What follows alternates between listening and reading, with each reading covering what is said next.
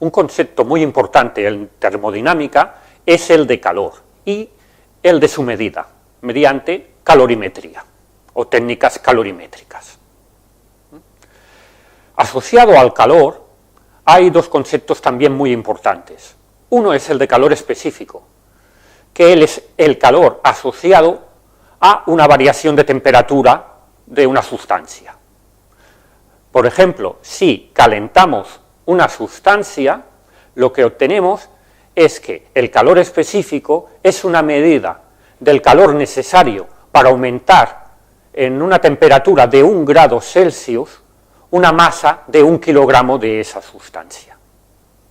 El calor asociado se expresa mediante esta expresión.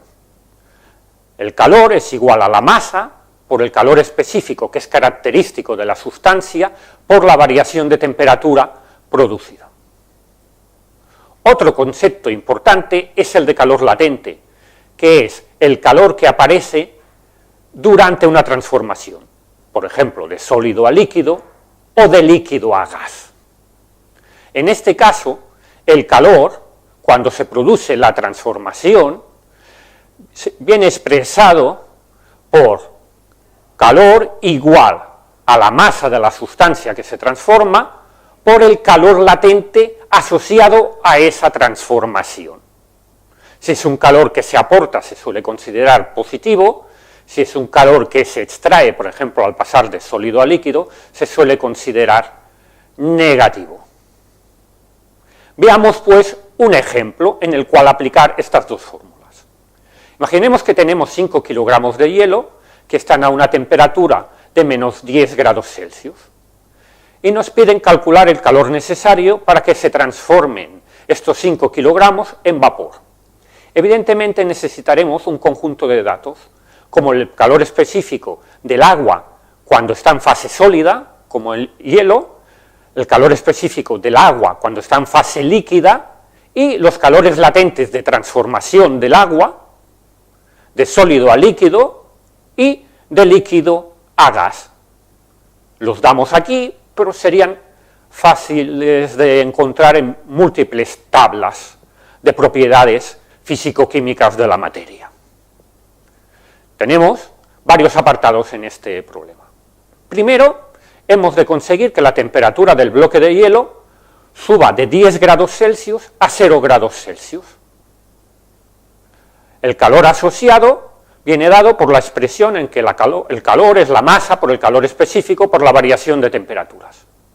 Una vez todo el hielo está a 0 grados Celsius, lo que se inicia es la transformación del hielo en agua líquida.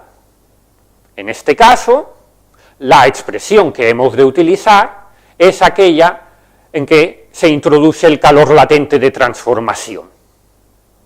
El tercer paso, una vez tenemos los 5 kilogramos como agua líquida, es calentar este agua líquida de 0 grados Celsius a 100 grados Celsius.